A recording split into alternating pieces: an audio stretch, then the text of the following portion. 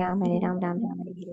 ഹരേ ഹരേ കൃഷ്ണ കൃഷ്ണ കൃഷ്ണ ഹരേ ഹരേ ഹരേ രാമ രാമ രാമ ഹരേ ഹരേ ഹരേ കൃഷ്ണ കൃഷ്ണ കൃഷ്ണ കൃഷ്ണ ഹരേ ഹരേ ഹരേ രാമ രാമ ഹരേ കൃഷ്ണ കൃഷ്ണ കൃഷ്ണ ഹരേ ഹരേ രാമ രാമ രാമ ഹരേ ഹരേ ഹരേ കൃഷ്ണ കൃഷ്ണ കൃഷ്ണ ഹരേ ഹരേ ഹരേ രാം രാമ ഹരേ രാമ രാം രാമ രാം രാം രാം. ഹരേ കൃഷ്ണ കൃഷ്ണ കൃഷ്ണ ഹരേ രാമ രാമ രാമ കൃഷ്ണ ഹരേ കൃഷ്ണ ഹരേ കൃഷ്ണ കൃഷ്ണ കൃഷ്ണ ഹരേ ഹരേ രാമ ഹരേ രാം രാം രാം ഹരേ ഹരേ ഹരേ കൃഷ്ണ ഹരേ കൃഷ്ണ കൃഷ്ണ കൃഷ്ണ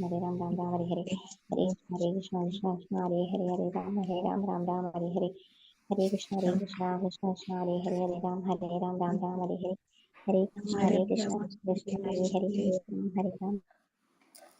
ഹരേ കൃഷ്ണ ഹരേ കൃഷ്ണ. എല്ലാവർക്കും പ്രണാമം. ഹരേ ഹരേ കൃഷ്ണ. കൃഷ്ണ ഓം മാതാജി. നമോ ഹരേ കൃഷ്ണ ഭഗവതേ മാതാജി. വാസുദേവായ. ഹരേ ഓം കൃഷ്ണ നമോ പ്രണവ ഭഗവതേ മാതാജി. വാസുദേവായ. ഓം നമോ ഭഗവതേ വാസുദേവായ. ഓം അജ്ഞാനതിമിരാന്തസ്യ ജ്ഞാനാഞ്ജനാശലാകയ ചക്ഷുരുന്മീലിതം യേന തസ്മൈ ശ്രീഗുരവേ നമഃ. നമോ വിഷ്ണുപാദായ കൃഷ്ണപ്രേഷ്ഠായ ഭൂതലേ ശ്രീമതേ ഭക്തിവേദാന്ത സ്വാമിനിധി നാമിനേ. നമസ്തേ സാരസ്വതേ ദേവേ ഗൗരവാണി പ്രചാരിണേ നിർവിശേഷ ശൂന്യവാദി പാശ്ചാത്യദേശകാരിണേ. ജയ ശ്രീ കൃഷ്ണ ചൈതന്യ പ്രഭു നിത്യാനന്ദ ശ്രീ അദ്വൈത ഗദാധര ശ്രീവാസാദി ഗൗരഭക്തവൃന്ദ. ഹരേ കൃഷ്ണ കൃഷ്ണ കൃഷ്ണ ഹരേ ഹരേ ഹരേ രാമ രാമ രാമ ഹരേ ഹരേ. ഹരേ കൃഷ്ണ. നിഗമകൽപ്പതരോർഗളിതം ഫലം സുഖമുഖാമൃതദ്രവ സംയുതം പിബത ഭാഗവതം രസമാലയം മുഹുരഹോ രസികാ ഭുവി ഭാവുകാഃ. നാരായണം നമസ്കൃത്യം നരം ചൈവ നരോത്തമം ദേവീം സരസ്വതീം വ്യാസം തതോ ജയമുതിരയേത്. നഷ്ടപ്രായേഷു ഭദ്രേഷു നിത്യം ഭാഗവത സേവയ ഭഗവതേ ഉത്തമ ശ്ലോകേ ഭക്തിർഭവതി നൈഷ്ടകീ. കൃഷ്ണായ വാസുദേവായ ദേവകീ നന്ദനായ ച നന്ദഗോപകുമാരായ ഗോവിന്ദായ നമോ നമഃ. ഹരേ കൃഷ്ണ കൃഷ്ണ കൃഷ്ണ ഹരേ ഹരേ ഹരേ രാമ രാമ രാമ ഹരേ ഹരേ. ഹരേ കൃഷ്ണ. ശ്രീ ശ്രീ രാധാ ഗോവിന്ദ ടെമ്പിൾ ഇസ്കോൺ മാംഗ്ലൂരിന്റെ ഭാഗവതം ക്ലാസ്സിലേക്ക് എല്ലാവർക്കും സ്വാഗതം. ഹരേ കൃഷ്ണ. എല്ലാവർക്കും പ്രണാമം. ഹരേ കൃഷ്ണ പ്രണവ പ്രണാമ മാതാജി. ഹരേ ഹരേ കൃഷ്ണ കൃഷ്ണ പ്രണാമ മാതാജി. ഹരേ കൃഷ്ണ. എല്ലാവർക്കും പ്രണാമം. ഹരേ കൃഷ്ണ ഹരേ കൃഷ്ണ ഹരേ കൃഷ്ണ. ഹരേ കൃഷ്ണ. അപ്പൊ നമ്മള് ഭാഗവതം 12ാമത്തെ അധ്യായം, 1ാമത്തെ സ്കന്ധം 12ാമത്തെ അധ്യായം പരീക്ഷിത്ത് മഹാരാജാവിന്റെ ജനനം, അതില് 19 ശ്ലോകം വരെ നമ്മൾ എടുത്തു അല്ലെ. ഇന്നലത്തെ ശ്ലോകത്തില് ഇന്നലെ നമ്മള് ഏത് ശ്ലോകം എടുത്തത്? 19ഉം 18ഉം എടുത്തിട്ടുണ്ടാവും അല്ലെ. ഇന്നലെ എന്താ നമ്മൾ പറഞ്ഞത്? രാജാവ് ചോദിക്കുകയായിരുന്നു അല്ലെ. രാജാവ് ചോദിച്ചു. എന്താ ചോദിച്ചത്? ഹരേ കൃഷ്ണ പറയ്. എന്താ ചോദിച്ച രാജാവ് എന്നല്ലേ? രാജവംശത്തില് ഈ ജനിച്ച ഈ കുട്ടി മറ്റുള്ളവരെ പോലെ തന്നെ ഇവൻ ആരാണ്? രാജർഷിയും പുണ്യവാനും തന്റെ നേട്ടങ്ങളിൽ പ്രശസ്തനും പോലെ പ്രജാപരിപാലനത്തിൽ ശകുനെ പോലെ പ്രശസ്തനും മഹനീയനുമായി തീരുമാനം ദശരഥാവിന്റെ പുത്രനായ പരമവിശ്വാസം ശ്രീരാമനെ പോലെയായിരിക്കും സത്യസന്ധയുടെ കാര്യത്തിൽ ചോദിച്ചപ്പോ പണ്ഡിതന്മാരെന്താ പറഞ്ഞ? ബ്രാഹ്മണന്മാരെന്താ പറഞ്ഞത്? എങ്ങനെയായിരിക്കും പറഞ്ഞ ശിശു? പുത്രനായ മഹാരാജാവ് ശകുനെ പോലെയും ശേഷ സത്യസന്ധതയിൽ ദശരഥ മഹാരാജാവിന്റെ പുത്രനായ പരമദിവ്യത്വ പുരുഷൻ ശ്രീരാമനെ പോലെയായിരിക്കുന്നു പറഞ്ഞു അല്ലെ. അതായത് പ്രജാപരിപാലനത്തില് മനുപുത്രനായിട്ടുള്ള ഇഷാഖുവിനെ പോലെയും, പിന്നെന്താണ് സത്യസന്ധതയില് ആരെ പോലെ ആയിരിക്കും പറഞ്ഞു? ശ്രീരാമചന്ദ്രനെ പോലെ ആയിരിക്കുമെന്നും പറഞ്ഞു. അത് കഴിഞ്ഞിട്ട് പിന്നെ ശ്രീരാമസ്വാമിയെ കുറിച്ചും ഇഷാഖുവിനെ കുറിച്ചൊക്കെ മനുവിനെ കുറിച്ചൊക്കെ പറഞ്ഞു. പിന്നെ അത് കഴിഞ്ഞ് അത്രേ നമ്മൾ എത്തിയിട്ടുള്ളത് എന്നല്ലേ. അടുത്തത് ശ്ലോകം ചൊല്ലിയതേ ഉള്ളൂ മാതാജി. ഹരേ കൃഷ്ണ. 20ന്റെ ഭാവാർത്ഥം പറയണം. 20ന്റെ ശ്ലോകം മാത്രം നമ്മൾ എടുത്തിട്ടുള്ളൂ.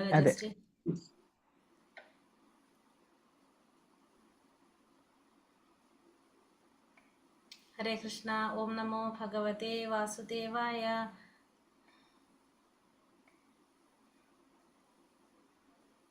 ശ്ലോകം 20. ഏഷാ ധാതാ ശരണ്യശ്ച യഥാ ഹൗഷീനരാശിഭിः യശോ വിധാനിധാ സ്വാനാം ദൗഷ്യന്തീരിവ യജ്വനാം. ചൊല്ലിക്കോളൂ.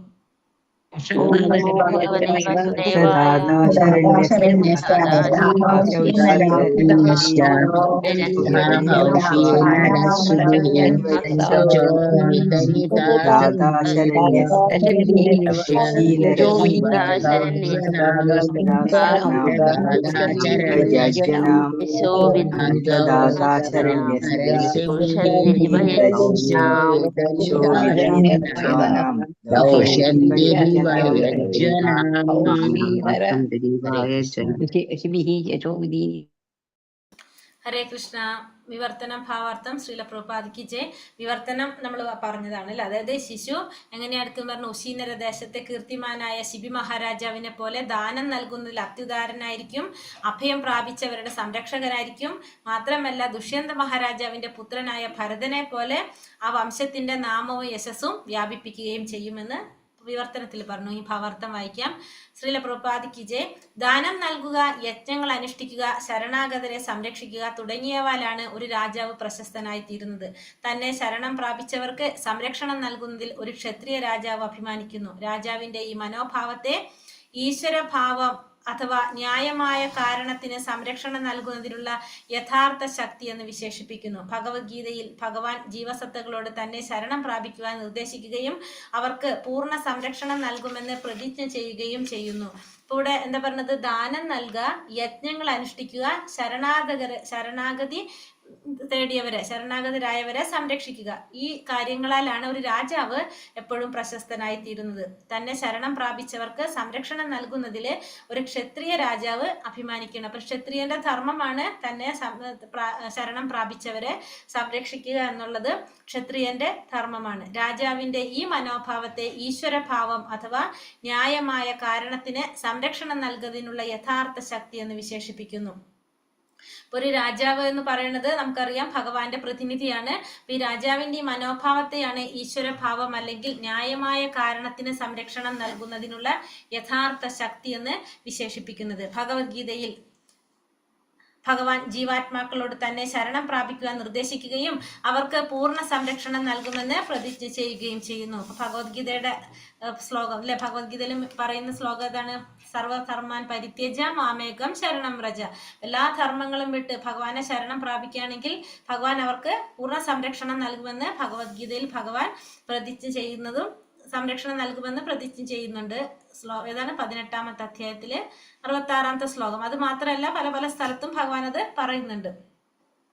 ഭഗവാൻ സർവശക്തനും വാക്ക് പരിപാലിക്കുന്നവനുമാകുന്നു. ആകയാൽ അദ്ദേഹത്തിന്റെ വിവിധ ഭക്തർക്ക് സംരക്ഷണം നൽകുന്നതിൽ അദ്ദേഹം ഒരിക്കലും വീഴ്ച വരുത്തില്ല. ഭഗവാൻ എന്താണ് പറഞ്ഞ? സർവശക്തനാണ്, വാക്ക് പാലിക്കുന്നവരുമാണ്. അതുകൊണ്ട് തന്നെ ഭഗവാന്റെ ഭക്തന്മാർക്ക് സംരക്ഷണം നൽകുന്നതിൽ ഭഗവാൻ ഒരിക്കലും വീഴ്ച വരുത്തില്ല. നമ്മൾ പറയുന്നുണ്ട് അല്ലെ, ഭഗവത്ഗീതയിൽ തന്നെ ഭഗവാൻ അർജുനനെ കൊണ്ട് പറയിപ്പിക്കുന്നുണ്ട്, നമ്മേ ഭക്ത പ്രണശ്യതി എന്ന് പറയല്ലേ.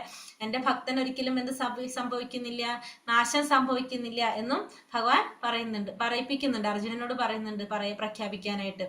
അപ്പോൾ ഭഗവാൻ എപ്പോഴും ഭക്തന്മാർക്ക് സംരക്ഷണം നൽകും, അതിലൊരിക്കലും ഭഗവാൻ വീഴ്ച വരുത്തുന്നില്ല. രാജാവ് ഭഗവാന്റെ പ്രതിനിധിയാകയാൽ എല്ലാ അപായങ്ങളും നേരിട്ടിട്ടായാലും തന്നെ ശരണം പ്രാപിച്ച ആത്മാക്കൾക്ക് സംരക്ഷണം നൽകാനുള്ള ഈ മനോഭാവം ഉണ്ടായിരിക്കണം. അപ്പോൾ രാജാവ് എന്ന് പറയുന്നത് തന്റെ സുഖമല്ല നോക്കേണ്ടത്, എന്തൊക്കെ അപായങ്ങൾ നേരിട്ടിട്ടായാലും തനിക്ക് എന്തൊക്കെ ബുദ്ധിമുട്ടുണ്ടായാലും തന്നെ ശരണം പ്രാപിച്ച ആത്മാക്കളെ സംരക്ഷണം നൽകാനുള്ള ഒരു മനോഭാവം ആർക്കുണ്ടായിരിക്കണം? രാജാവിന് ഉണ്ടായിരിക്കണം. ഉശീനര ദേശത്തെ രാജാവായ ശിബി മഹാരാജാവ് യയാതിയുടെ ഉറ്റ സുഹൃത്തായിരുന്നു. യയാതിക്ക് ശിബി മഹാരാജാവിനോടൊപ്പം സ്വർഗലോകത്തിൽ എത്തിച്ചേരാനായിട്ട് സാധിക്കുകയുണ്ടായി. മരണാനന്തരം തനിക്ക് പ്രാപ്തമാകാനിരുന്ന സ്വർഗലോകത്തെ സംബന്ധിച്ച് ശിബി മഹാരാജാവിന് അറിവുണ്ടായിരുന്നു. ഈ സ്വർഗലോകത്തെ കുറിച്ചുള്ള വിവരണം മഹാഭാരതത്തിൽ ആദിപർവം 96.6 മുതൽ 9 വരെയുള്ള ശ്ലോകങ്ങളിൽ നൽകിയിരിക്കുന്നു. താൻ പ്രാപ്തമാക്കിയ സ്വർഗരാജ്യത്തിലെ പദവി യയാതിക്കു നൽകാൻ ആഗ്രഹം പ്രകടിപ്പിച്ച ശിബി മഹാരാജാവ് അത്രയ്ക്ക് ദാനശീലനായിരുന്നു. എന്നാൽ യയാതി അത് സ്വീകരിക്കുകയുണ്ടായില്ല. യയാതി അഷ്ടകനും അതുപോലുള്ള മറ്റു മഹർഷിമാരോടൊപ്പം സ്വർഗത്തിലേക്ക് പോയി. ഋഷിമാർ ആരായുകയാൽ സ്വർഗത്തിലേക്കുള്ള യാത്രാമധ്യേ ശിബിയുടെ പുണ്യകർമ്മങ്ങളെ കുറിച്ചുള്ള കുറിച്ച് യയാതി അവരോട് വിവരിച്ചു. ശിബി മഹാരാജാവ് തന്റെ ആരാധ്യദേവനായിരുന്ന യമരാജാവിന്റെ സദസ്സിലെ അംഗമായിരുന്നു. ഭഗവത്ഗീതയിൽ സ്ഥിരീകരിച്ചതുപോലെ ദേവന്മാരെ ആരാധിക്കുന്നവർ, അതായത് ദേവന്മാരുടെ ലോകത്തേക്ക് പോകുന്നു. യാന്തി ദേവ വ്രതാദേവൻ. ആകിയാൽ ശിബി മഹാരാജാവ് യമലോകത്ത് എത്തിച്ചേരുകയും മഹാവൈഷ്ണവ പ്രമാണികനായ യമരാജാവിന്റെ സഹചാരിയായി തീരുകയും ചെയ്തു. ഇവിടെ എന്താ പറഞ്ഞത്? രാജാവ് ഭഗവാന്റെ പ്രതിനിധിയായാൽ അപായങ്ങൾ നേരിട്ടായാലും തന്നെ ശരണം പ്രാപിച്ച ആത്മാക്കൾക്ക് സംരക്ഷണം നൽകാനുള്ള മനോഭാവം ഒരു രാജാവിനുണ്ടായിരിക്കണം. ഇവിടെ പറയുന്നത് ശിബി മഹാരാജാവിനെ കുറിച്ചാണ് പറയുന്നത്. ഉശീനർ ദേശത്തെ മഹാരാജാവായ ശിബി മഹാരാജാവ് യയാതിയുടെ ഉറ്റ സുഹൃത്തായിരുന്നു. യയാതിക്ക് ശിബി മഹാരാജാവിനോടൊപ്പം സ്വർഗത്തിൽ എത്തിച്ചേരാനായിട്ട് സാധിക്കുകയുണ്ടായി. അപ്പൊ മരണാനന്തരം തനിക്ക് പ്രാപ്തമാകാനിരുന്ന സ്വർഗലോകത്തെ കുറിച്ചെല്ലാം ആർക്ക് അറിവുണ്ടായിരുന്നു? ശിബി മഹാരാജാവിന് അറിയാമായിരുന്നു. ഈ സ്വർഗലോകത്തെ കുറിച്ചുള്ള വിവരണം മഹാഭാരതത്തില് ആദിപർവ്വത്തില് നൽകിയിട്ടുണ്ട്. അപ്പൊ താൻ പ്രാപ്തമാക്കിയ ആ സ്വർഗരാജ്യത്തിന്റെ പദവി യയാതിക്ക് നൽകാനായിട്ട് ആരാഗ്രഹം പ്രകടിപ്പിച്ചു? ശിബി മഹാരാജാവ്. അത്രയും ദാനശീലനായിരുന്നു ശിബി മഹാരാജാവ്. എന്നാൽ യയാതി അത് സ്വീകരിക്കേണ്ടായില്ല. മാത്രമല്ല, യയാതി അഷ്ടകനും അതുപോലെ ഉള്ള മറ്റ് ഋഷിമാരോടൊപ്പം സ്വർഗത്തിലേക്ക് പോയി. അപ്പൊ യയാതി എന്താ ചെയ്തത്? അഷ്ടകനും മറ്റുള്ള ഋഷിമാരോടൊപ്പം തന്നെ സ്വർഗത്തിലേക്ക് പോയി. ഋഷിമാർ ആരായുകയാൽ സ്വർഗത്തിലേക്കുള്ള യാത്രാ മധ്യേ ശിബിയുടെ പുണ്യകർമ്മങ്ങളെ കുറിച്ച് യയാതി അവർക്ക് വിവരിച്ചു കൊടുത്തു. ശിബി മഹാരാജാവ് തന്റെ ആരാധ്യദേവനായിരുന്ന യമരാജാവിന്റെ സദസ്സിലെ ഒരംഗമായി തീർന്നു. ഭഗവത്ഗീതയിൽ സ്ഥിരീകരിച്ചതുപോലെ ദേവന്മാരെ ആരാധിക്കുന്നവര് ദേവന്മാരുടെ ലോകത്തേക്ക് പോകും. അതുകൊണ്ട് തന്നെ ശിബി മഹാരാജാവ് യമലോകത്തിൽ എത്തിച്ചേരുകയും മഹാവൈഷ്ണവ പ്രമാണികനായ യമരാജാവിന്റെ സഹചാരിയായിട്ട് മാറുകയും ചെയ്തു. അദ്ദേഹം ഭൂമിയിൽ ഉണ്ടായിരുന്നപ്പോൾ അഭയ സംരക്ഷകൻ എന്നും ദാനശീലത്തിൽ മഹാൻ എന്നും അതിപ്രശസ്തനായിരുന്നു.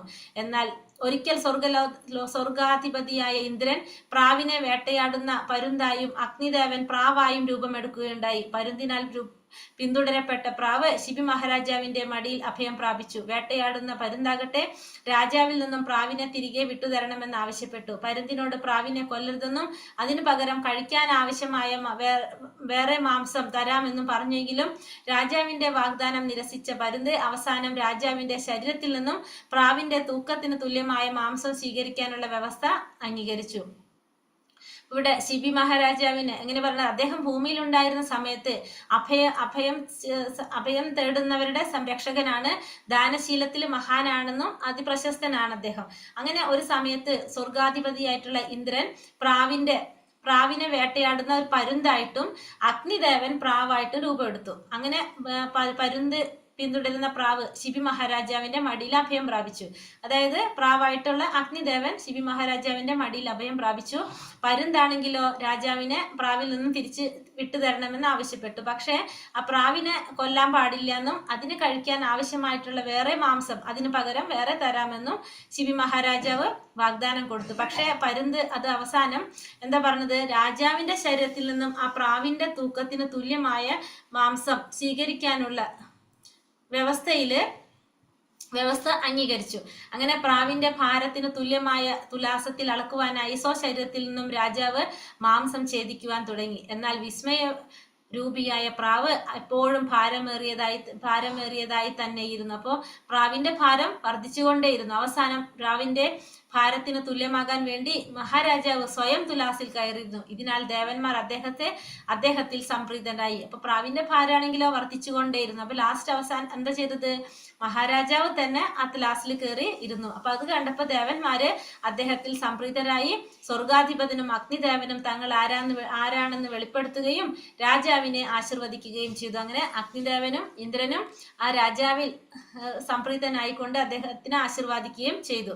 മഹാരാജാവ് ശിബിയുടെ നേട്ടങ്ങളെ വിശേഷിച്ചും ദാനത്തെയും സംരക്ഷണത്തെയും ദേവർഷി നാരദനും വാഴ്ത്തിയിരുന്നു. അപ്പൊ ഈ ശിബി മഹാരാജാവിന്റെ നേട്ടങ്ങളെ കുറിച്ച് ദേവർഷി നാരദനും വാഴ്ത്തുകയുണ്ടായിരുന്നു. ഒരു ബ്രാഹ്മണന്റെ സംതൃപ്തിക്കായി മഹാരാജാവ് ശിബി സ്വപുത്രനെ തന്നെ പരിത്യജിച്ചു. ശിബി തന്റെ രാജ്യത്തിൽ ഒരു മനുഷ്യനും മാംസം ഭക്ഷിക്കുവാൻ ഒരിക്കലും അനുവദിച്ചിരുന്നില്ല.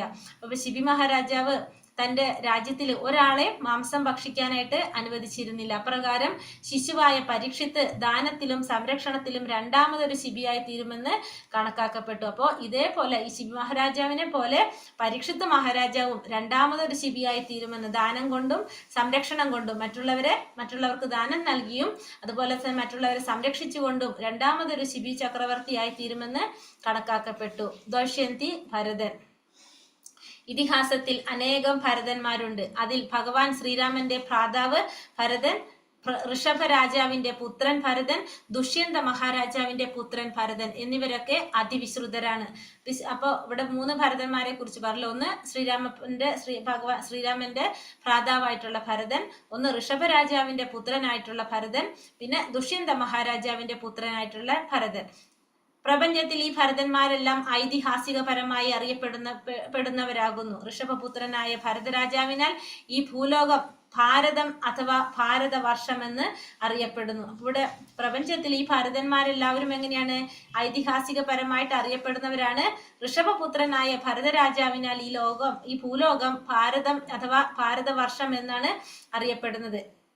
എന്നാൽ ദുഷ്യന്ത പുത്രന്റെ ഭരണം ഹേതുവാകയാലാണ് ഈ ഭൂമി ഭാരതം എന്നറിയപ്പെടുന്നതെന്ന് വേറെ ചിലർ അഭിപ്രായപ്പെടുന്നു. പക്ഷെ ചിലർ അഭിപ്രായപ്പെടുന്നത് എന്താണ്?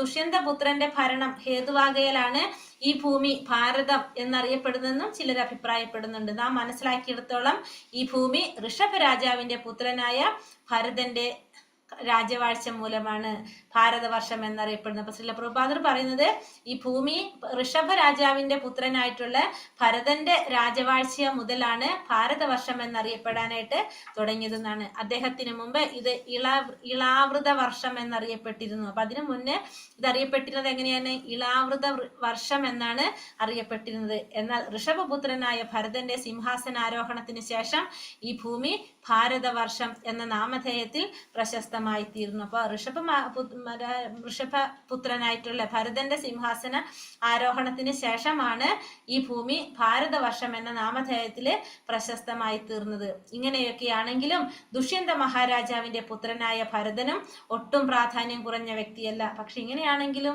ദുഷ്യന്ത മഹാരാജാവിന്റെ പുത്രനായിട്ടുള്ള ഭരതനും പ്രാധാന്യമില്ലാത്തൊരു വ്യക്തിയല്ല. അദ്ദേഹം പ്രശസ്ത സുന്ദരിയായ ശകുന്തളയുടെ പുത്രനാകുന്നു. അദ്ദേഹം ആരാണ്? ശകുന്തളയുടെ പുത്രനാണ്. പ്രശസ്ത സുന്ദരിയായ ശകുന്തളയുടെ പുത്രനാകുന്നു. മഹാരാജാവ് ദുഷ്യന്തൻ വനത്തിൽ വെച്ച് ശകുന്തളയുമായി അനുരാഗചിത്തനാവുകയും തന്നിമിത്തം ശകുന്തള ഭരതനെ ഗർഭം ധരിക്കുകയും ചെയ്തു. ദുഷ്യന്ത മഹാരാജാവ് വനത്തിൽ വെച്ച് ശകുന്തളയുമായിട്ട് അനുരാഗചിത്തനായി അതിലൂടെ ശകുന്തള ഭരതന് ഗർഭം ധരിക്കുകയും ചെയ്തു. അനന്തരം കണ്ണമുനിയുടെ ശാപത്താൽ മഹാരാജാവ് ദുഷ്യന്തൻ തന്റെ പത്നി ശകുന്തളയെ വിസ്മരിക്കുകയും ശിശുവായ ഭരതൻ വനത്തിൽ മാതാവിന്റെ കീഴിൽ വളർന്നു വരികയും ചെയ്തു. അതിനുശേഷം മഹർഷിയുടെ ശാപം കൊണ്ട് അതിനുശേഷം കണ്ണമുനിയുടെ ശാപം കൊണ്ട് മഹാരാജാവ് ദുഷ്യന്തൻ എന്ത് സംഭവിച്ചു? തന്റെ പത്നിയായിട്ടുള്ള ശകുന്തളയെ വിസ്മരിച്ചു. ആ ശിശുവായിട്ടുള്ള ഭരതൻ അതുകൊണ്ട് തന്നെ മാതാവിന്റെ ഒപ്പം വനത്തില് വളരേണ്ടതായിട്ട് വന്നു. ബാല്യത്തിൽ തന്നെ വനത്തിലെ സിംഹങ്ങളെയും ആനകളെയും വെല്ലുവിളിക്കത്തക്ക വിധം അത്യന്തം ശക്തിമാനായിരുന്നു അദ്ദേഹം. അപ്പൊ അദ്ദേഹം ബാല്യത്തിൽ തന്നെ എങ്ങനെയായിരുന്നു? ആനയും സിംഹത്തിനെയും എല്ലാത്തിനെയും വെല്ലുവിളിക്കുന്ന വിധത്തില് വളരെ ശക്തിമാനായിരുന്നു ഈ ഭരതൻ. മാത്രമല്ല കുട്ടികൾ നായ്ക്കളോടും പൂച്ചകളോടും വിനോദത്തിൽ ഏർപ്പെടുന്നത് പോലെ അദ്ദേഹം അവയുമായി പോരാടുമായിരുന്നു. അപ്പൊ നായ്ക്കളോടും പൂച്ചകളോടും വിനോദത്തിൽ ഏർപ്പെടുന്നത് പോലെയാണ് അദ്ദേഹം ഇവയോടൊക്കെ പോരാടിയിരുന്നത്. ആധുനിക കാലത്തിൽ പറയപ്പെടുന്ന ടാർസനേക്കാൾ അത്യന്തം ശക്തിമാനായി തീർന്ന ബാലകനെ അകാരണത്താൽ വനത്തിലെ ഋഷിമാർ ദമനൻ അഥവാ ഏവരെയും നിയന്ത്രിക്കാൻ കഴിയുന്നവൻ എന്ന് വിശേഷിപ്പിച്ചിരുന്നു. അപ്പൊ അദ്ദേഹത്തിനെ എങ്ങനെ എല്ലാവരും വിശേഷിപ്പിച്ചിരുന്നത്? സർവദമനൻ എന്നാണ് വിശേഷിപ്പിച്ചിരുന്നത്. അല്ലെങ്കിൽ എല്ലാവരെയും നിയന്ത്രിക്കാൻ കഴിയുന്നവൻ എന്നാണ് അദ്ദേഹത്തെ എല്ലാവരും വിശേഷിപ്പിച്ചിരുന്നത്. മഹാരാജാവ് ഭരതനെ കുറിച്ചുള്ള പൂർണ്ണ വിവരണം മഹാഭാരതം ആദിപർവത്തിൽ പ്രതിപാദിച്ചിരിക്കുന്നു. അപ്പൊ മഹാരാജാവ് ഭരതനെ കുറിച്ചും എന്തിൽ പറയുന്നുണ്ട്? മഹാഭാരതം ആദിപർവത്തില് പറയുന്നുണ്ട്. ദുഷ്യന്ത മഹാരാജാവിന്റെ പുത്രനായ വിഖ്യാതനായിട്ടുള്ള ഭരത മഹാരാജാവിന്റെ കുലത്തിൽ ജനിച്ചതാകിയാൽ പാണ്ഡവർ അഥവാ കുരുക്കളെ ചിലപ്പോഴൊക്കെ ഭാരത എന്ന് സംബോധന ചെയ്യുന്നു. നമുക്കറിയാം അല്ലെ, ഭഗവത്ഗീതയിൽ പല സ്ഥലത്തും ഭാരതകുല ശ്രേഷ്ഠ എന്നൊക്കെ അഭിസംബോധന ചെയ്ത് കണ്ടിട്ടുണ്ട്. അത് എന്തുകൊണ്ടാണത്? വിഖ്യാതനായിട്ടുള്ള ഭരത മഹാരാജാവിന്റെ കുലത്തിൽ ജനിച്ചതായതുകൊണ്ട് പാണ്ഡവർ അഥവാ കുരുക്കളെ ചിലപ്പോഴൊക്കെ ഭാരത എന്ന് അഭിസംബോധന ചെയ്യുന്നു. ഹരേ കൃഷ്ണ. ശ്ലോകം 21. ധന്യനാമഗ്രണീശ്രേഷ തുല്യശാർജുന യോർദയഹോ ഹുദാശ ഇവ ദൂർദർശ സമുദ്ര ഇവ ദുസ്തരഃ. ധന്യനാമഗ്രണീരേഷ തുല്യശാർജുനയോർദ്വയഹോ ഹുദാശ ഇവ ദുർദർശ സമുദ്ര ഇവ ദുസ്തരഃ. ചൊല്ലാം.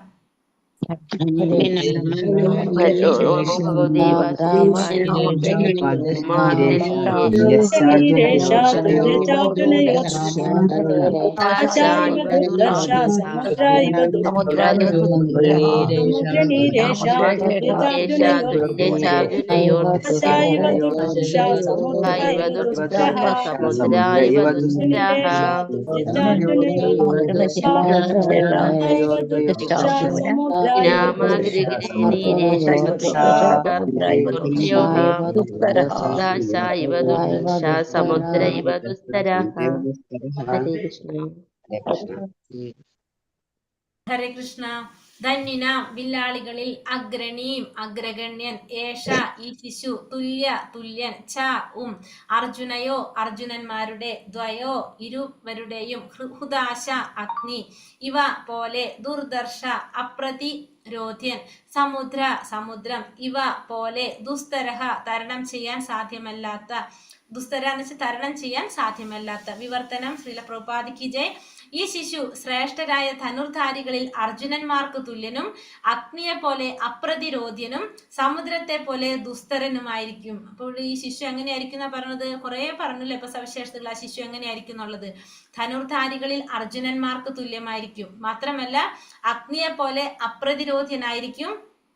പിന്നെ എന്നിട്ട് വേറെന്താ പറയണത്? സമുദ്രത്തെ പോലെ ദുസ്തരനായിരിക്കും. ദുസ്തരൻ എന്ന് വെച്ചാൽ തരണം ചെയ്യാൻ സാധ്യമല്ലാത്തത്, അതിനെ കടക്കാനായിട്ട്. സമുദ്രത്തെ പോലെ എന്താ പറയാ, നമുക്ക് തരണം ചെയ്യാൻ സാധ്യമല്ലാത്തത്, അതിനെ മറികടക്കാൻ പറ്റില്ല എന്നല്ല, അങ്ങനത്തെ ഒരു മീനിങ് അല്ലേ പറയപ്പോ. സമുദ്രത്തെ പോലെ ദുസ്തരനുമായിരിക്കും ആര്? ഈ ശിശു പ്രഹ്ലാദ മഹാരാജിനെ കുറിച്ച് അല്ല, പരീക്ഷത്തിനെ കുറിച്ചാണ് പറയുന്നത്. അപ്പൊ ഇവിടെ കുറെ ശ്ലോകങ്ങൾ ഇപ്പൊ പറയുന്നു, നമ്മൾ കുറെ കാര്യങ്ങൾ പറഞ്ഞു അല്ലെ. ഭാവാർത്ഥം. ശ്രീല പ്രഭുപാദിക്ക് ജയ്. ഇതിഹാസത്തിൽ രണ്ട് അർജുനന്മാരുണ്ട്. അതിലൊന്ന് ഹൈഹയ രാജ്യത്തിലെ രാജാവായ കർത്തവീര്യാർജുനനും മറ്റൊന്ന് ഈ ശിശുവിന്റെ പിതാമഹനുമാകുന്നു. അപ്പോ ഇതിഹാസത്തിൽ രണ്ട് അർജുനന്മാരെ കുറിച്ച് പറയുന്നുണ്ട്. അത് ധനുർധാരികളിൽ അർജുനന്മാർക്ക് തുല്യനെന്ന് പറയുന്നത് അല്ലെ. അപ്പൊ രണ്ട് അർജുനന്മാരുണ്ടെന്ന് പറയാണ്. ഒന്ന് ഏതാണ്? ഹൈഹയ രാജ്യത്തിലെ രാജാവായ കർത്തവീര്യാർജുനൻ, മറ്റൊന്ന് അർജുനൻ, ശിശുവിന്റെ പിതാമഹനായിട്ടുള്ള അർജുനൻ. ഇരു അർജുനന്മാരും ധനുർവിദ്യയിൽ നിപുണരും പ്രശസ്തരുമാണ്. അപ്പൊ ഈ രണ്ട് അർജുനന്മാരും ധനുർവിദ്യയിൽ എങ്ങനെയാണ്? നിപുണരെന്ന് പ്രശസ്തരായവരാണ്. ശിശുവായ പരീക്ഷത്തെ ആയോധനത്തിൽ ഈ ഇരു അർജുനന്മാർക്കും തുല്യനായി തീരുമെന്ന് പ്രവചിച്ചിരിക്കുന്നു. പാണ്ഡവനായ അർജുനനെ കുറിച്ച് ഹ്രസ്വമായ ഒരു വിവരണം താഴെ നൽകുന്നു. അപ്പോൾ ഈ ശിശു എങ്ങനെയായിരിക്കും? രണ്ട് അർജുനന്മാരെ പോലെ തന്നെയായിരിക്കും, ധനുർവിദ്യയിലെ നിപുണനായിരിക്കുമെന്ന് പറയാണ് ഇവിടെ. പാണ്ഡവ അർജുനൻ. ഭഗവത്ഗീതയിലെ ശ്രേഷ്ഠ നായകൻ, പാണ്ഡുരാജാവിന്റെ ക്ഷേത്രജ പുത്രൻ. രാജ്ഞിയായ കുന്തി ദേവിക്ക് ഏതൊരു ദേവനെയും ആമന്ത്രണം ചെയ്യുവാൻ കഴിയുമായിരുന്നു. അപ്രകാരം അവർക്ക് ഇന്ദ്രനിൽ നിന്ന് ലഭിച്ച പുത്രനാണ് അർജുനൻ. ആകയാൽ അർജുനൻ സ്വർഗരാജാവായ ഇന്ദ്രന്റെ പൂർണ്ണാംശമാകുന്നു. അദ്ദേഹം ഫാൽഗുന മാസത്തിൽ, ഫെബ്രുവരി മാർച്ച് മാസത്തിൽ ജനിച്ചതിനാൽ അദ്ദേഹത്തെ ഫാൽഗുനി എന്നും വിളിക്കപ്പെടുന്നു. കുന്തി ദേവിയുടെ പുത്രനായി ജാതനാകിയാൽ അദ്ദേഹത്തിന്റെ ഭാവി മഹത്വം അശരീരികളിലൂടെ പ്രഖ്യാപനം ചെയ്യപ്പെട്ടിരുന്നു. മാത്രമല്ല പ്രപഞ്ചത്തിന്റെ നാനാഭാഗങ്ങളിൽ നിന്നുള്ള എല്ലാ മഹത് വ്യക്തികളും, ദേവന്മാർ, ഗന്ധർവന്മാർ, ആദിത്യന്മാർ, രുദ്രന്മാർ, വസുക്കൾ, നാഗങ്ങൾ, പ്രമുഖരായ വിവിധ ഋഷികൾ, അപ്സരസുകൾ എന്നിവരെല്ലാം ആ ചടങ്ങിൽ പങ്കെടുത്തു. അപ്സരസുകൾ അവരുടെ സ്വർഗീയ നൃത്തഗാനങ്ങളാൽ ഏവരെയും സംപ്രീതരാക്കി. അപ്പോൾ എന്താ പറഞ്ഞ അർജുനൻ, പാണ്ഡവ അർജുനൻ എങ്ങനെയാണ്? ഭഗവത്ഗീതയിലെ ശ്രേഷ്ഠ നായകനാണ്. ഭഗവത്ഗീതയിലെ ശ്രേഷ്ഠ നായകനാണ് അർജുനൻ. പാണ്ഡു രാജാവിന്റെ ക്ഷേത്രജ പുത്രനാണ്. രാജ്ഞിയായ കുന്തി ദേവിക്ക് ഏതൊരു ദേവനെയും ആമന്ത്രണം ചെയ്യാനായിട്ട് കഴിയുമായിരുന്നു. അങ്ങനെ കുന്തി മഹാറാണിക്ക് ഇന്ദ്രനിൽ ജനിച്ച പുത്രനാണ്, ഇന്ദ്രനിൽ നിന്നും ലഭിച്ച പുത്രനാണ് അർജുനൻ. അതുകൊണ്ട് തന്നെ സ്വർഗ രാജാവായിട്ടുള്ള, സ്വർഗത്തിന്റെ അധിപതിയായിട്ടുള്ള ഇന്ദ്രന്റെ പൂർണ്ണ അംശമാണ് അർജുനൻ. ഫാൽഗുന മാസത്തില്, ഫെബ്രുവരി മാർച്ച് മാസത്തിലാണ് അദ്ദേഹം ജനിച്ചത്. അതുകൊണ്ട് അദ്ദേഹത്തെ എന്തെന്നും പറയും? ഫാൽഗുനി എന്നും വിശേഷിപ്പിക്കുന്നു. കുന്തി ദേവിയുടെ പുത്രനായിട്ട് ജാതനായത് കൊണ്ട് തന്നെ അദ്ദേഹത്തിന്റെ ഭാവി മഹത്വം ആ ശരീരികളിലൂടെ പ്രഖ്യാപനം ചെയ്യപ്പെട്ടിരുന്നു. അപ്പോൾ കുന്തിദേവിയുടെ ഇന്ദ്രനിൽ നിന്ന് ജനിച്ച പുത്രനാണ്. അപ്പൊ അതുകൊണ്ട് തന്നെ അദ്ദേഹത്തിന്റെ മഹത്വത്തെ കുറിച്ച് അശരീരികളിലൂടെ പ്രഖ്യാപനം ചെയ്തിട്ടുണ്ടായിരുന്നു. മാത്രമല്ല പ്രപഞ്ചത്തിന്റെ നാനാഭാഗങ്ങളിൽ നിന്നുള്ള എല്ലാ മഹത് വ്യക്തികളും, അതായത് ദേവന്മാര്, ഗന്ധർവന്മാര്, ആദിത്യന്മാര്, സൂര്യലോക നിവാസികള്, രുദ്രന്മാര്, വസുക്കള്, നാഗങ്ങള്, പ്രമുഖരായ വിവിധ ഋഷികള്, അപ്സരസുകൾ എന്നിവരെല്ലാം ആ ചടങ്ങില് പങ്കെടുത്തിട്ടുണ്ടായിരുന്നു. അപ്സരസുകൾ അവരുടെ സ്വർഗീയ നൃത്തഗാനങ്ങളാൽ ഏവരെയും സംപ്രീതരാക്കി. അപ്പോൾ അവരെല്ലാം അർജുനൻ ജനിച്ചപ്പോൾ അത് ആഘോഷിച്ചിട്ടുണ്ടായിരുന്നു. ശ്രീകൃഷ്ണ ഭഗവാന്റെ പിതാവും അർജുനന്റെ മാതുലനുമായ വസുദേവർ അദ്ദേഹത്തിന്റെ പ്രതിനിധിയായ പുരോഹിതനായി കശ്യപനെ എല്ലാവിധ നിർദ്ദിഷ്ട സംസ്കാര ചടങ്ങുകളാലും അർജുനനെ പവിത്രീകരിക്കാനായി അയച്ചു. അർജുനന്റെ നാമകരണ സംസ്കാരം ശതശൃംഖത്തിലെ നിവാസികളായ ഋഷികളുടെ സാന്നിധ്യത്തിൽ അനുഷ്ഠിക്കപ്പെട്ടു. ദ്രൗപദി, സുഭദ്ര, ചിത്രംഗത, ഉലൂപി എന്നീ 4 പത്നിമാരെ അദ്ദേഹം പാണിഗ്രഹണം ചെയ്യുകയും അവരിൽ അദ്ദേഹത്തിന് യഥാക്രമം ശ്രുതകീർത്തി, അഭിമന്യു, ബബ്രുവാഹനൻ, ഇരാവാൻ എന്നിങ്ങനെ 4 പുത്രന്മാർ ജനിക്കുകയും ചെയ്തു. അപ്പൊ ശ്രീകൃഷ്ണ ഭഗവാന്റെ പിതാവും അർജുനന്റെ മാതുലനുമായിട്ടുള്ള വസുദേവര് അദ്ദേഹത്തിന്റെ പ്രതിനിധിയായിട്ടുള്ള പുരോഹിതനായിട്ട് കശ്യപനെ എല്ലാവിധത്തിലുള്ള ചടങ്ങുകൾക്കും സംസ്കാര കർമ്മങ്ങളാലും അർജുനെ പവിത്രീകരിക്കാനായിട്ട് അയച്ചിട്ടുണ്ടായിരുന്നു. പിന്നെ അർജുനന്റെ നാമകരണ സംസ്കാരം ശതശൃംഖത്തിലെ നിവാസികളായിട്ടുള്ള ഋഷികളുടെ സാന്നിധ്യത്തിലാണ് അനുഷ്ഠിക്കപ്പെട്ടത്. 4 പത്നിമാര് പറയുന്നത് ദ്രൗപദി, സുഭദ്ര, ചിത്രാംഗത, ഉലൂപി ഇവരാണ്. പിന്നെ അവരിൽ അദ്ദേഹത്തിന് യഥാക്രമം ശ്രുതകീർത്തി, അഭിമന്യു, ബബ്രുവാഹനൻ, ഇരാവൻ എന്നീ 4 പുത്രന്മാരും ഉണ്ടായിരുന്നു. വിദ്യാർത്ഥി ജീവിതത്തിൽ അദ്ദേഹം മറ്റു പാണ്ഡവരോടും കുരുക്കളോടൊപ്പം മഹാനായ ദ്രോണാചാര്യരുടെ കീഴിൽ ശിക്ഷണത്തിനായി ഏൽപ്പിക്കപ്പെട്ടു. അത് കഴിഞ്ഞ് വിദ്യ അഭ്യസിച്ചത് ദ്രോണാചാര്യരുടെ കീഴിലാണ് അദ്ദേഹം അഭ്യസിച്ചത്. എന്നാൽ പഠന വ്യഗ്രതയിൽ അദ്ദേഹം എല്ലാവരേക്കാളും മികച്ചു നിന്നു. അതിനാൽ ശിക്ഷണപരമായ സ്നേഹത്താൽ ദ്രോണാചാര്യർ അർജുനനിൽ വിശേഷിച്ചും ആകർഷിതനായി തീർന്നു. അപ്പോ ശിക്ഷണ പരമ്പര എങ്ങനെയായിരുന്നു പറഞ്ഞത്? പഠന വ്യഗ്രതയിൽ എങ്ങനെയായിരുന്നു അദ്ദേഹം? മറ്റുള്ളവരെക്കാളും മികച്ചവനായിരുന്നു അർജുനൻ. അപ്പൊ അതുകൊണ്ട് തന്നെ ശിക്ഷണപരമായ സ്നേഹം കൊണ്ട് ദ്രോണാചാര്യർ അർജുനനിൽ വിശേഷിച്ചും ആകർഷിതനായി തീർന്നു. അപ്പൊ അർജുനനോട് പ്രത്യേക സ്നേഹം ദ്രോണാചാര്യർക്ക് ഉണ്ടായിരുന്നു. ദ്രോണാചാര്യർ അദ്ദേഹത്തെ ഒന്നാന്തരം വിദ്വാനായി അംഗീകരിക്കുകയും ഹൃദയംഗമമായി സ്നേഹിക്കുകയും ആയോധന ശാസ്ത്രത്തിലെ സമഗ്ര വിദ്യകളും അഭ്യസിപ്പിച്ച് ആശീർവദിക്കുകയും ചെയ്തു. അപ്പൊ ദ്രോണാചാര്യര് അതിന്റെ ഒരു പ്രത്യേക സ്നേഹം ആരോടുണ്ടായിരുന്നു? അർജുനനോടുണ്ടായിരുന്നു. അപ്പൊ അതുകൊണ്ട് തന്നെ ഒന്നാന്തരം വിദ്വാനായിട്ട് അദ്ദേഹത്തെ അംഗീകരിക്കുകയും അദ്ദേഹത്തെ സ്നേഹിക്കുകയും ആയോധന ശാസ്ത്രത്തിൽ എല്ലാ വിദ്യകളും അഭ്യസിപ്പിച്ച് അദ്ദേഹത്തെ ആശീർവദിക്കുകയും ചെയ്തു. ഒരു ശിഷ്യൻ എന്ന നിലയിൽ അത്യന്തം ഉത്സാഹിയായിരുന്ന അദ്ദേഹം രാത്രിയിൽ പോലും ധനുർവിദ്യ പരിശീലിക്കുന്നത് പതിവാക്കിയിരുന്നു. അപ്പൊ അദ്ദേഹം വളരെ ഉത്സാഹിയായിരുന്നു അർജുനൻ. അപ്പൊ അതുകൊണ്ട് തന്നെ അദ്ദേഹം രാത്രി സമയത്ത് പോലും എന്ത് ചെയ്തിരുന്നു? ധനുർവിദ്യ പരിശീലിക്കുന്നത് പതിവായിരുന്നു. ഇക്കാരണങ്ങൾ കൊണ്ടെല്ലാം അർജുനനെ ലോകത്തിൽ ഏറ്റവും അഗ്രഗണ്യനായ ധനുർധാരിയായി തീർക്കുവാൻ ദ്രോണാചാര്യർ ദൃഢനിശ്ചയം ചെയ്തു. അപ്പൊ അതുകൊണ്ട് തന്നെ അർജുനന്റെ ആ ഉത്സാഹം കണ്ടിട്ട് ഗുരുവായിട്ടുള്ള ദ്രോണാചാര്യര് ലോകത്തിലേക്ക് ഏറ്റവും അഗ്രഗണ്യനായിട്ടുള്ള ഒരു ധനുർധാരിയായിട്ട് തീർക്കുമെന്ന് ദ്രോണാചാര്യ ദൃഢനിശ്ചയം എടുത്തു. ലക്ഷ്യം ഭേദിക്കുന്ന പരീക്ഷയിൽ അർജുനൻ അതിസമർത്ഥമായി വിജയിച്ചതിൽ ദ്രോണാചാര്യർ അത്യന്തം സന്തുഷ്ടനായി തീർന്നു. അപ്പോൾ അതിനു വേണ്ടിയിട്ട് വെച്ച പരീക്ഷയില് അർജുനൻ അതിസമർത്ഥമായിട്ട് വിജയിച്ചു. അപ്പൊ ദ്രോണാചാര്യർക്ക് വളരെയധികം സന്തോഷം തോന്നി. അർജുനപുത്രനായ ബബ്രുവാഹനന്റെ വംശജരാണ് മണിപ്പൂരിലെയും ത്രിപുരയിലെയും രാജവംശങ്ങൾ. അപ്പൊ ഇവിടെ പറയുന്നത് അർജുനന്റെ പുത്രനായിട്ടുള്ള ബബ്രുവാഹനന്റെ വംശജരാണ് ഇവിടെ മണിപ്പൂരിലുള്ളതും ത്രിപുരയിലുള്ള രാജവംശങ്ങൾ. ഒരു മുതലയുടെ ആക്രമണത്തിൽ നിന്ന് തന്നെ രക്ഷിച്ചതിൽ സംപ്രീതനായ ദ്രോണാചാര്യർ അർജുനന് ബ്രഹ്മശിരോസ്ത്രം സമ്മാനിച്ചു. അതിനുശേഷം ദ്രോണാചാര്യർ അർജുനന് ബ്രഹ്മ ശിരോസ്ത്രം സമ്മാനിച്ചു. എന്തുകൊണ്ടാണ്? മുതലയുടെ ആക്രമണത്തിൽ നിന്നും തന്നെ രക്ഷിച്ചതിൽ സംപ്രീതനായിക്കൊണ്ട്. മഹാരാജാവ് ദ്രുപദൻ ദ്രോണാചാര്യരുടെ ശത്രുത പുലർത്തിയിരുന്നു. ആചാര്യനെ ആക്രമിച്ച ദ്രുപദനെ അർജുനൻ ബന്ധിച്ച് ദ്രോണാചാര്യരുടെ മുന്നിൽ കൊണ്ടുവന്നു. അപ്പം ദ്രോണാചാര്യരുടെ ആരാണ്? ദ്രുപദൻ മഹാരാജാവ് ശത്രുത ഉണ്ടായിരുന്നു. അങ്ങനെ ആചാര്യനെ ആക്രമിച്ച ദ്രുപദന് അർജുനൻ ബന്ധിച്ച് ദ്രോണാചാര്യരുടെ മുന്നിൽ കൊണ്ടുവന്നു. മഹാരാജാവ് ദ്രുപദന്റെ അഹിച്ഛത്രം എന്ന നഗരിയെ ഉപരോധിച്ച് കീഴടക്കിയ ശേഷം അർജുനൻ അത് ദ്രോണാചാര്യർക്ക് നൽകി. അങ്ങനെ ഈ ദ്രുപദ മഹാരാജാവിന്റെ രാജ്യം പിടിച്ചെടുത്ത് എന്ന് പറയുന്നത് അഹിച്ഛത്രം എന്ന നഗരി പിടിച്ചെടുത്ത് അത് ദ്രോണാചാര്യർക്ക് സമർപ്പിച്ചു. ബ്രഹ്മശിരോസ്ത്രം പ്രയോഗിക്കേണ്ട രഹസ്യവിദ്യ ദ്രോണർ അർജുനന് ഉപദേശിക്കുകയും സ്വയം ദ്രോണർ അർജുനന്റെ ശത്രുവായി തീർന്നാൽ ആവശ്യമെങ്കിൽ ആ അസ്ത്രം പ്രയോഗിക്കുമെന്ന് അർജുനനെ കൊണ്ട് സത്യം ചെയ്യിക്കുകയും ചെയ്തു. അതിനുശേഷം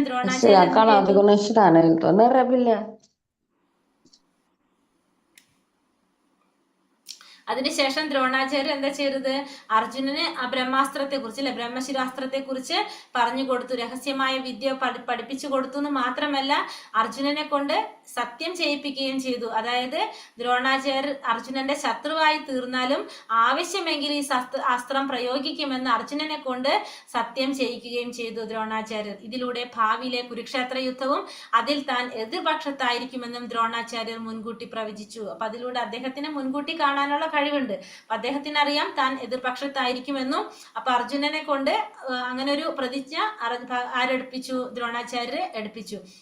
ദ്രോണാചാര്യരുടെ താല്പര്യാർത്ഥം യുദ്ധം ചെയ്ത അർജുനനോട് മഹാരാജാവ് ദ്രുപദൻ പരാജയപ്പെട്ടുവെങ്കിലും എതിരാളിയായ യുവയോദ്ധാവിനോട് തന്റെ പുത്രി ദ്രൗപദിയെ വിവാഹം ചെയ്തു കൊടുക്കാൻ ദ്രുപദൻ തീരുമാനിച്ചു. അപ്പൊ മഹാരാജാവ് ദ്രുപദൻ പരാജയപ്പെട്ടു. നമുക്ക് ദ്രോണാചാര്യരുടെ ശത്രുവാണല്ലേ. അപ്പൊ ദ്രുപദനെ തോൽപ്പിച്ച് ദ്രോണാചാര്യർക്ക് സ്ഥലം വീണ്ടെടുത്തു കൊടുത്തിട്ടുണ്ടായിരുന്നു, രാജ്യം വീണ്ടെടുത്തു കൊടുത്തു. പക്ഷെ പരാജയപ്പെട്ടെങ്കിലും എതിരാളിയായ യുവയോദ്ധാവിന് തന്റെ പുത്രി ദ്രൗപദിയെ വിവാഹം ചെയ്തു കൊടുക്കാൻ തീരുമാനിച്ചു. ദ്രുപദൻ തീരുമാനിച്ചു. എന്നാൽ ദുര്യോധനന്റെ ഉപജാപത്താൽ അരക്കില്ലത്തിലെ അഗ്നിക്കിരയായി അർജുനൻ മരിച്ചുവെന്ന മിഥ്യാവാർത്ത ശ്രവിച്ച് ദ്രുപദൻ നിരാശനായി. പക്ഷെ അതിനുശേഷം എന്താണ്? അരക്കില്ലത്തില് അർജുനൻ മരിച്ചുവെന്ന് മിഥ്യാവാർത്ത ശ്രവിച്ച് ദ്രുപദൻ നിരാശനായി.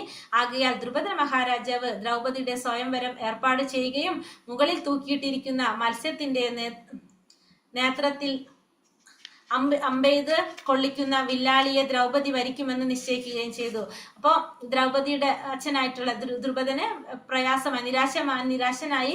അതുകൊണ്ട് തന്നെ ദ്രൗപദിയുടെ സ്വയംവരം നടത്താനായിട്ട് ഏർപ്പാട് ചെയ്തു.